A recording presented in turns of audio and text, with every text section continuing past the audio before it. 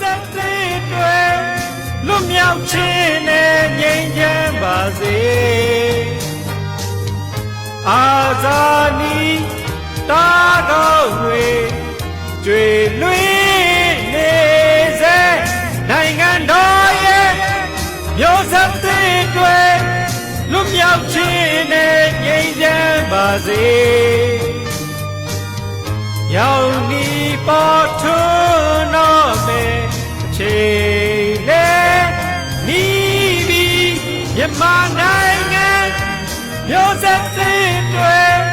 လွတ်မြောက်ခြင်းနဲ့ငြိမ်းချမ်းပါစေ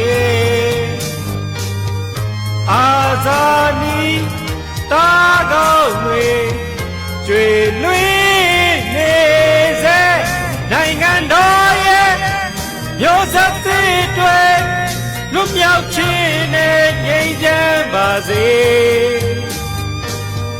ရောက်နီပေါ်ထွန်းတော်မယ်အချိန်လေးနီးပြီးမြန်မာနိုင်ငံမျိုးဆက်